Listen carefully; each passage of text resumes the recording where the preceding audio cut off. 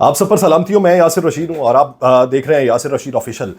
ناظرین، کل رات سے لے کے اب تک جو جارحیت کا منظرنامہ بھارت کی طرف سے وضع کیا گیا، اس کے بعد اس وقت بھارتی میڈیا دیکھنے والا ہے. کل رات اگر آپ نے بھارتی میڈیا کو بغور دیکھا ہوگا تو وہ چیختا چلاتا رہا کہ ہم نے بہت بڑی کارروائی کر لی، آپریشن سندور کو ہم نے لانچ کر دیا، ہم نے بدلہ لے لیا، پہلگام کے واقعے کے اندر جو کچھ بھی ہوا اس کی ساری ذمہ داری پاکستان کے سر کے اوپر ڈال کے اس نے ہاتھ جھاڑے اور پاکستان میں 9 مقامات کو ٹارگٹ پر لاک کیا اور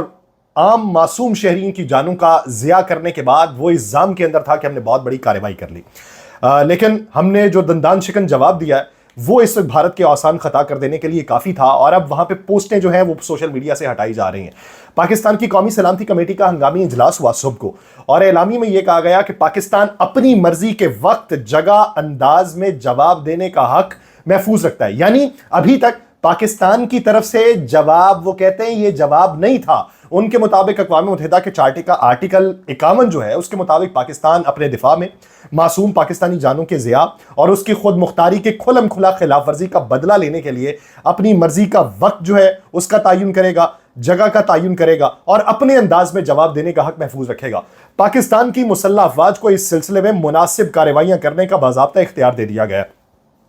یہ جو اختیار پاکستانی فوج کو دیا گیا ہے، پہلے بھی اختیار دیا گیا تھا. وہ یہ تھا کہ اگر وہاں سے کوئی جارحیت ہوتی ہے تو فوری طور پہ ریٹیلیشن کرو، کوئی حکم نامے کی ضرورت نہیں ہے. اور اب یہ کہا گیا ہے کہ ریٹیلیشن تو کر چکے، لیکن ان کی طرف سے جو محاذ کھولا گیا ہے اس کا بھرپور طریقے سے جواب دیا جائے گا، اور کسی بھی جارحیت کا مقابلہ کرنے کے لیے ہم پرعزم ہیں. اس اعلامیے میں اس عزم کا اعادہ کیا گیا ہے کہ پاکستان جو ہے وہ بین الاقوامی برادری سے مطالبہ کرتا ہے کہ وہ انڈیا کے غیر قانونی اقدامات کی سنگینی کو تسلیم کرے، اور اس کے ساتھ ساتھ بین الاقوامی جو اصول ہیں یا قوانین جو ہیں اس کی جو صریحاً خلاف ورزی کی گئی ہے اس ضمن کے اندر بھارت کو کٹہرے کے اندر لائے اور اس سے ایک جواب مانگے. یہ بھی کہا گیا کہ پاکستان امن کے لیے پرعزم ہے، اور اس بات کا وہ ہمیشہ سے اعادہ کرتا رہا کہ وہ کبھی بھی اپنی خود مختاری، علاقائی سالمیت کے خلاف ورزی کی اجازت نہیں دے گا اور نہ ہی اپنے لوگوں کو کوئی نقصان پہنچانے دے گا. آپ آئے، آپ نے سرفس ٹو سرفس میزائل داغے، آپ نے پاکستان کے اندر گھسنے کی ہمت تو کی نہیں، اتنی تو طاقت آپ کے اندر تھی نہیں، اتنی تو جرت تھی نہیں، لیکن جرت کردار ہماری طرف تھا جس کا بھرپور جواب آپ کو دیا گیا. انڈیا میں یہ کلیم کیا جا رہا ہے کہ مقبوضہ جموں و کشمیر کا علاقہ جو پونچھ ہے وہاں پہ گولہ باری جو جوابی کارروائی کے نتیجے میں پاکستانی فوج نے کی، 10 ان کے جو فوجی ہیں وہ ہلاک ہوئے ہیں. ایک سینئر فوجی اہلکار نے برٹش براڈ کاسٹنگ کمپنی کو یہ بتایا تھا کہ یہ سب جو ہلاکتیں ہیں وہ انڈیا کے جو زیر انتظام کشمیر ہے، یعنی مقبوضہ جموں و کشمیر، اس کے علاقے پونچھ کے اندر ہوئی ہے. پونچھ جو ہے پاکستان اور انڈیا کے درمیان لائن آف کنٹرول کے اوپر واقع ہے، اور رات کو انڈیا کے پاکستان کے مختلف مقامات پہ حملوں کے بعد دو ملکوں کی جانب سے لائن آف کنٹرول پہ گولہ باری ہوئی تھی اور فائرنگ کی اطلاعات موصول ہوئی تھیں. لیکن ایک فوٹیج جس نے ان کو ورطہ حیرت میں مبتلا کرنے کے ساتھ ساتھ ان کے حوصلے پسپا کیے کہ جس برق رفتاری سے اور جتنی تعداد کے اندر یہاں سے راکٹ فائر ہوئے ایل او سی کے اوپر، وہ ایک بہت بڑا معاملہ تھا. دوسری طرف پاکستان کی سول ایویشن نے فضائی حدود کی بندی سے متعلق جاری کیا گیا جو ناٹم ہے وہ منسوخ کر دیا. ملک بھر کی فضائی حدود جو پہلے پیک کر دی گئی تھی، بند کر دی گئی تھی، وہ اب دوبارہ سے کھول دی گئی ہیں، اور حکام یہ کہتے ہیں کہ مسافر اپنی متعلقہ ایئر لائن سے شیڈول کے مطابق پرواز یا کینسل شدہ فلائٹ کے بارے میں تازہ ترین معلومات حاصل کر سکتے ہیں. جب انڈیا نے حملہ کیا پاکستان اور آزاد جموں و کشمیر کے اوپر تو پاکستان نے اپنی فضائی حدود کو فوری طور پہ اس وقت بند کر دیا تھا. سول ایویشن اتھارٹی نے کہا کہ پاکستان کی فضائی حدود 48 گھنٹے تک بند رہے گی اور تمام ایئرپورٹ جو ہیں وہ آئندہ اطلاع تک بند رہیں گے. لیکن یہ ہوتا ہے حوصلہ، یہ ہوتا ہے جرت کردار، یا یہ ہوتا ہے ایمان، یا یہ ہوتی ہے طاقت، یا یہ ہوتا ہے نڈر ہونا یا بے خوف ہونا کہ 48 گھنٹوں کا ناٹم جاری ہوا ہے اور تقریباً 12 گھنٹوں بعد ہی وہ اعلان کر دیتے ہیں کہ نہیں، اس کو کھول دیا جائے. بیان میں جو ناظم الامور نے بیان دیا تھا وہ بھی بڑی اہمیت کا حامل تھا. انہوں نے یہ کہا کہ ان حملوں کے نتیجے میں عورتوں اور بچوں سمیت بہت سے شہری شہید ہوئے ہیں. عورت، بچہ، جب آپ ٹارگٹ کریں اس کو تو اس کا مطلب کیا کہ مشرق وسطیٰ میں جو صورتحال اسرائیل نے فلسطین کے اوپر مسلط کی، یعنی عورتوں کو ٹارگٹ کیا، بچوں کو ٹارگٹ کیا، بوڑھوں کو ٹارگٹ کیا، غیر مسلح لوگوں کو ٹارگٹ کیا، وہی آپ ارادہ ادھر اپنانا چاہتے تھے، وہی جارحیت یہاں پہ آزمانا چاہتے تھے، وہی طاقت اپنے سینوں کے اندر آپ یہاں پہ لانا چاہتے تھے. ہم نے یہ جواب دیا کہ ہم ایٹمی قوت ہیں، ہم نے یہ جواب دیا کہ ہمارے عزائم بلند ہیں، ہم نے یہ جواب دیا کہ ہمارے ساتھ اگر ایسا کرو گے تو پھر مشکل میں پڑو گے۔ منگل اور بدھ کی درمیانی شب جو ہے پاکستان کے اندر اور آزاد جموں و کشمیر کے مختلف مقامات پہ جو فضائی حملے ہوئے،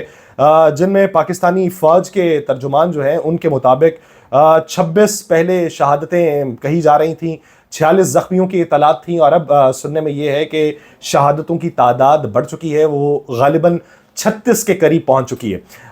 انڈیا نے جو سب سے زیادہ نقصان پہنچانے کی کوشش کی وہ نیلم جہلم ہائیڈرو پاور پروجیکٹ کو بھی نشانہ بنایا، اور اس دوران نوسیری ڈیم کے ڈھانچے کو بھی نقصان پہنچا ہے۔ انڈیا پاکستان کے آبی ذخائر کو نقصان پہنچانا چاہتا ہے، اور انڈیا کی اس آبی دہشت گردی کے سنگین نتائج اس کو بھگتنا ہو گئے۔ فرض کر لیں، ایک لمحے کو مان لیں کہ یہ پہلگام کا جو تھا وہ بدلہ لینا تھا،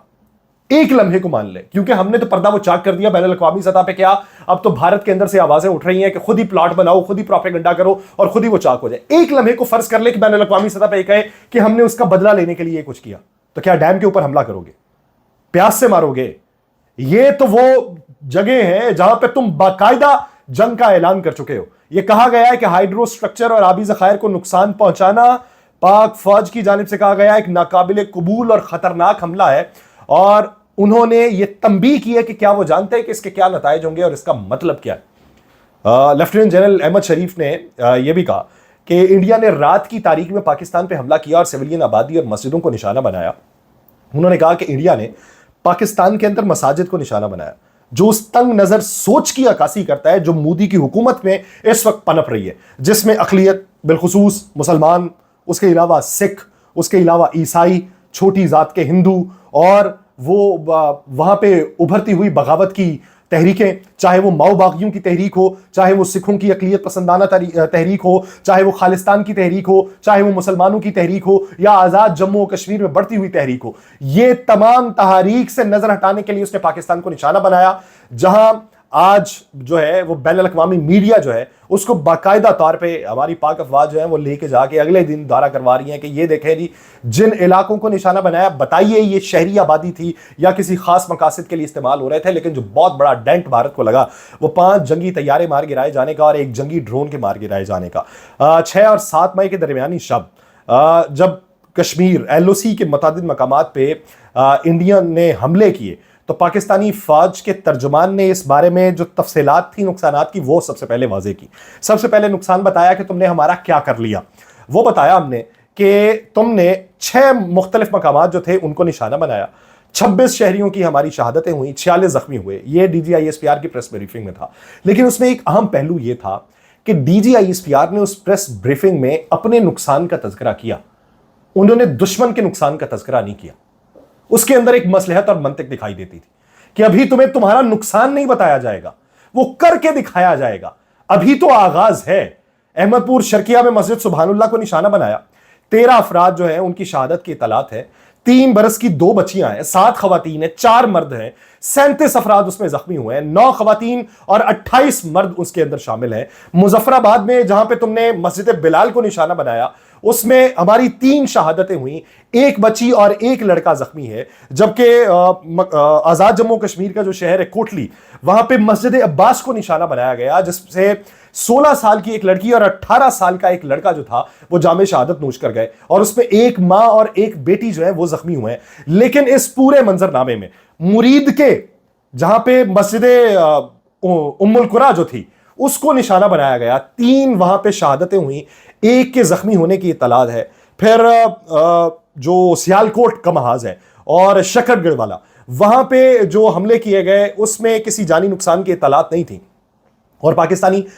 فوج کی جانب سے یہ موقف اپنایا گیا کہ اس دورانیے میں لائن آف کنٹرول کے اوپر انڈیا نے بلا اشتعال فائرنگ کی ہے، جس کے نتیجے میں 5 شہری جو تھے ان کی شہادتیں ہوئیں، جن کے اندر ایک 5 سال کا بچہ بھی شامل تھا۔ یعنی تم نے ہماری شہری آبادیوں کو نشانہ بنایا اور اس کے جواب میں پھر تمہیں جو بھگتنا پڑا اس پہ اب تم اپنے سوشل میڈیا اکاؤنٹ سے مختلف لوگوں سے ٹویٹس ڈیلیٹ کروا رہے ہو کہ جس میں